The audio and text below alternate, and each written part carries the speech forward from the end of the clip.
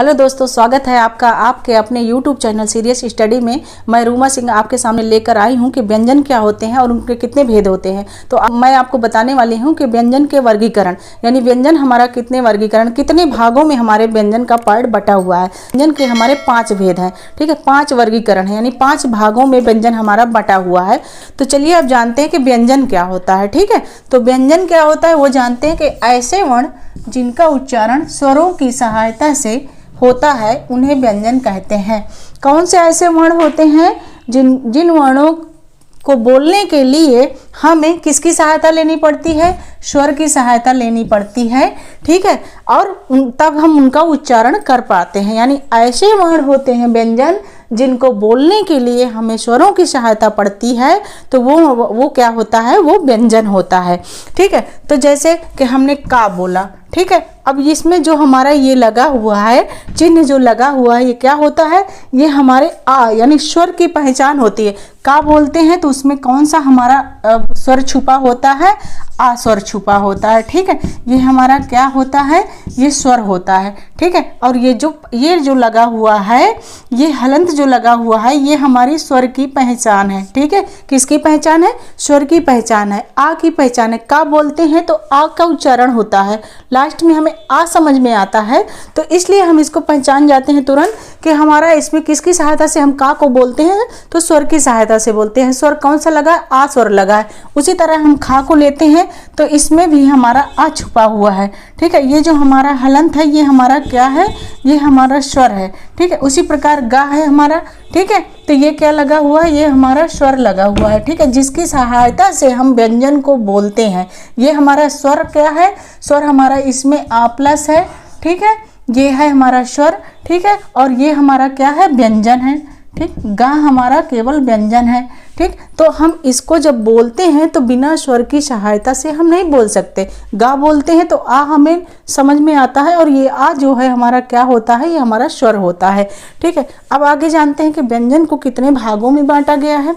ठीक है, व्यंजन का वर्गीकरण कितने भागों में किया गया है? तो व्यंजन का वर्गीकरण हमारा 5 भागों में किया गया है। ठीक है, कितने भागों में? 5 भागों में। इसको आपको याद रखना है।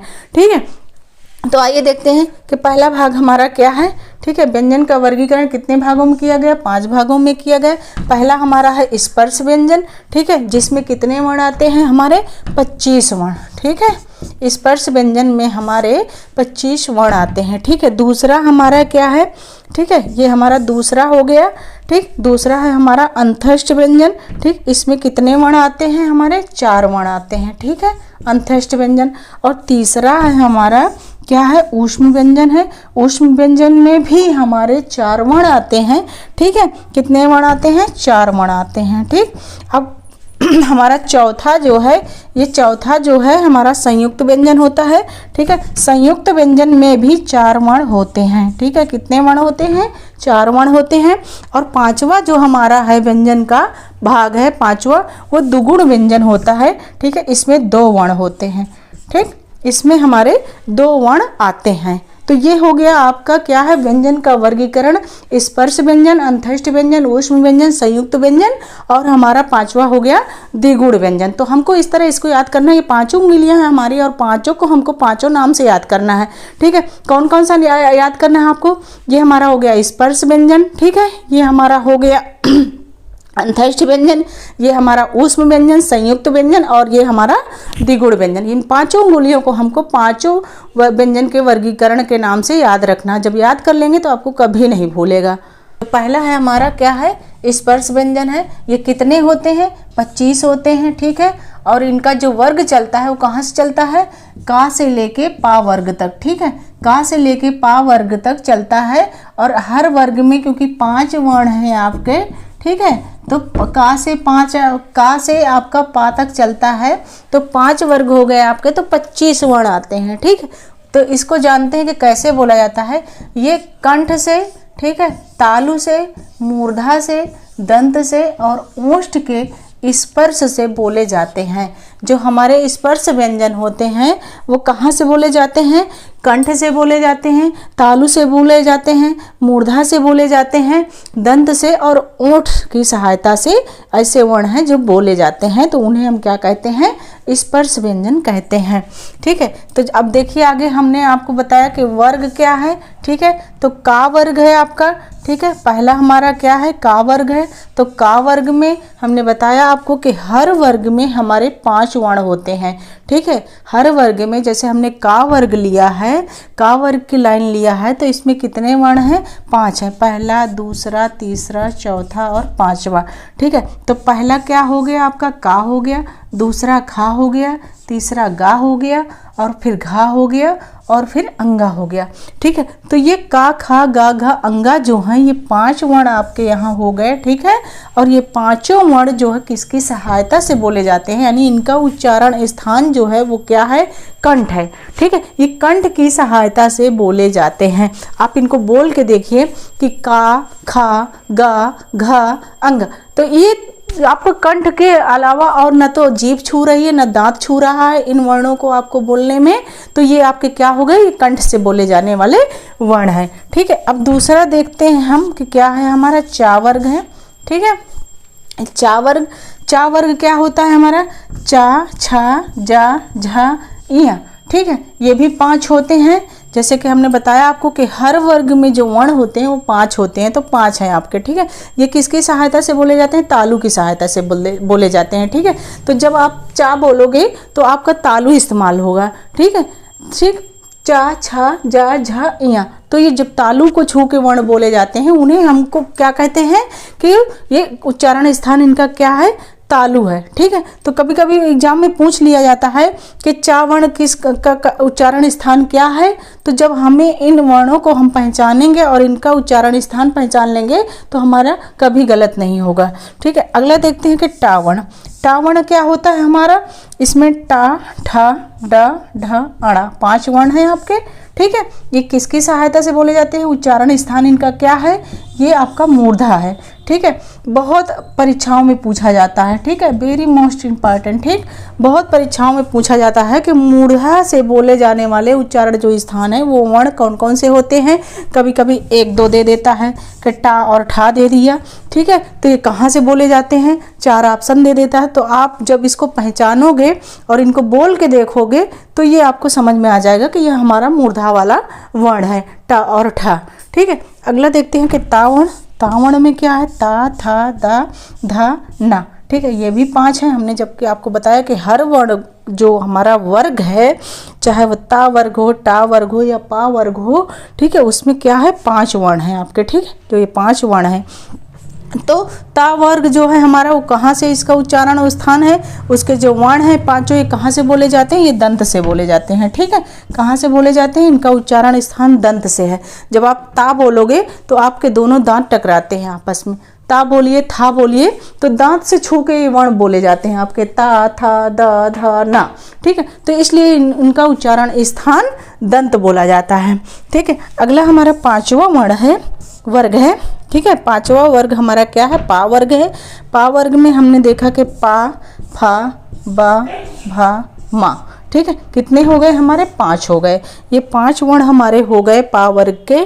ठीक है, जब हम इनको बोलेंगे तो किसकी सहायता से बोलेंगे, ओष्ठ की सहायता से बोलेंगे। ठीक है, इसका उच्चारण स्थान क्या है, उच्चारण स्थान क्या है, ओष्ठ है। ठीक है, अब जैसे कि आप बोलिए कि पा बोलेंगे तो आपके ऊपर के ओष्ठ और नीचे के ओष्ठ दोनों ही छू जाएंगे। पा, पापा बोलिए, पापा।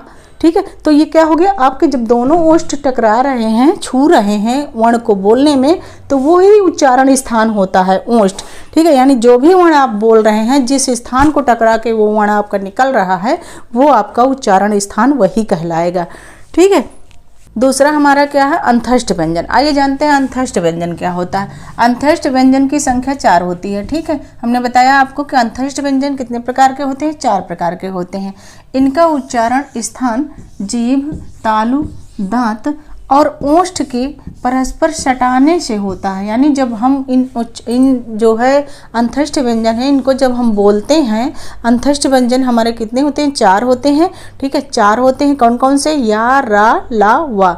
ठीक है, जब इन चारों वर्णों को हम बोलते हैं, ठीक है, जैसे देखिए पहला हमारा क्या हो गया, ठीक है, ये हो गया या, दूसरा हमारा रा, और तीसरा हमारा क्या हो गया, ला, और चौथा हमारा क्या हो गया, व। तो ये कितने हो गए हमारे, 4 हो गए।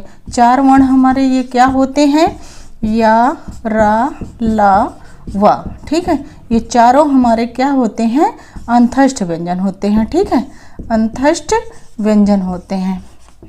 अब इनको बोलने के लिए जब या, रा, ला, वा हम बोलते हैं तो हमें क्या करना पड़ता है, ये स्थान जो हमारे जीभ, तालु, ओष्ठ हैं और दंत हैं, जब हम या बोलते हैं तो कैसे बोलते हैं, आप प्रैक्टिकली इसको बोल के देखिए कि या। तो जब या बोलते हैं तो हम क्या करते हैं, ओष्ठ को सटा लेते हैं, या, तो दोनों ओंठों को हम सटाते हैं। ठीक है, तो इनको बोलने के लिए जब आप बोलेंगे इनको बार बार तब आपको समझ में आएगा, क्योंकि ये बहुत ही इतना इजी नहीं होता, सरल नहीं होता है, इनको बोलना ही कठिन होता है और इनको स्थान को पहचानना ही कठिन होता है। इसलिए जब आप इनको बार बार बोलेंगे और बोलने के बाद इनको महसूस करेंगे कि हम कहाँ से हमारे जो वर्ण निकल रहा है, ये वर्ण जो हमारा निकल रहा है, इसकी आवाज़ हमारी कहाँ से निकल रही है, हम किन चीज़ों का इस्तेमाल कर रहे हैं, दांत का इस्तेमाल कर रहे हैं, ओंठ का कर रहे हैं या जीभ का कर रहे हैं, तब आप इनको पहचान पाएंगे। ठीक है, तो आपके अंतस्थ व्यंजन कौन कौन से होते हैं, या, रा, ला, वा।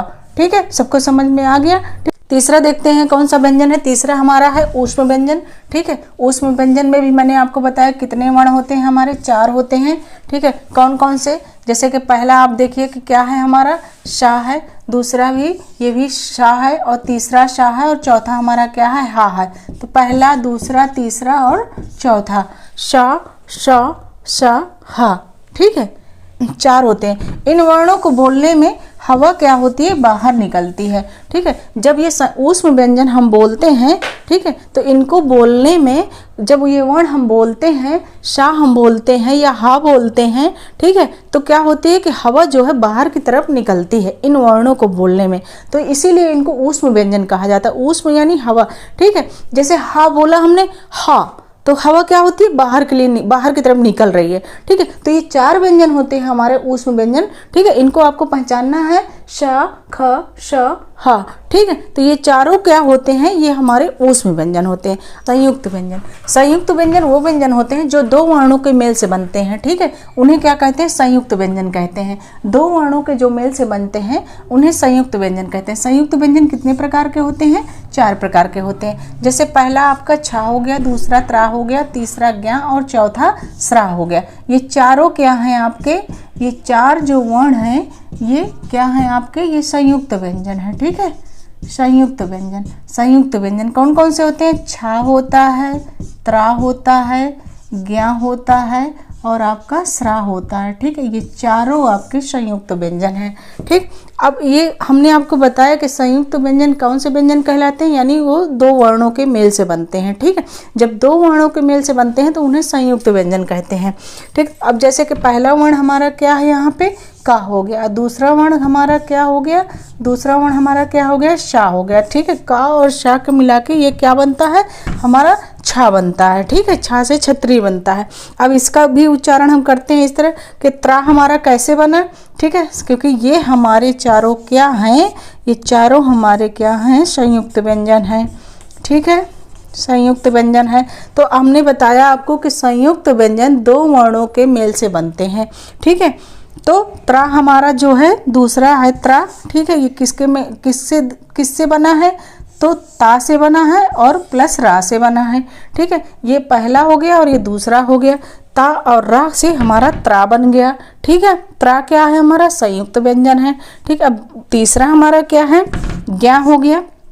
ज्ञा जो संयुक्त व्यंजन है वो किन व्यंजनों की सहायता से बना है, वो 2 व्यंजन कौन से हैं ऐसे जो सहायता से बना है, तो ये हमारा जा हो गया और आ हो गया। ठीक है, जा और आ को मिला दिया हमने तो ये हमारा क्या हो गया, ज्ञा हो गया, संयुक्त व्यंजन। अब उसी प्रकार चौथा जो हमारा संयुक्त व्यंजन है स्रा, तो वो शा और रा की सहायता से बना है। ठीक है, पहला वर्ण हमारा सा है और दूसरा वर्ण हमारा क्या है, रा है। ठीक है, सा और रा की सहायता से हमारा श्रमिक बना है, स्रा बना हुआ है। ठीक है, तो ये क्या है, ये वेरी मोस्ट इम्पॉर्टेंट है, आपको प्रतियोगी परीक्षाओं में ये पूछा जाता है संयुक्त व्यंजन। ठीक है, कि अगर ऐसे पूछ ले देता है कि छा जो है संयुक्त व्यंजन है, वर्ण है, तो ये किन दो वर्णों की सहायता से बना है। तो आपको हमको इसको ये याद रखना है कि का और स्रा की सहायता से हमारा छा बना हुआ है। ठीक है, तो इन चारों वर्णों को आपको अच्छे से पढ़ना है और इनको याद करना है, समझना है। जब आप समझ लोगे तो आपका कभी गलत नहीं होगा। आइए देखते हैं कि पांचवा कौन सा है हमारा। तो पांचवा हमने आपको बताया था कि दुगुण व्यंजन होता है। ये कितने होते हैं? दो होते हैं। कौन कौन से हैं? डा है पहला और दूसरा है हमारा ढा। ठीक है, ये दुगुण व्यंजन है जो हमारे ये भी व्यंजन में ही आते हैं। ठीक है, अब एक अनुस्वर हमारा होता है। ठीक है, अनुस्वर भी है जिसको पहचान चिन्ह ये है। ठीक है, और ये अन्न इस तरह लिखा जाता है। ठीक है, अन्न में अगर उस तरह होता है तो ऐसे इसकी पहचान चिन्ह है। ठीक है, चिन्ह इसका ये होता है।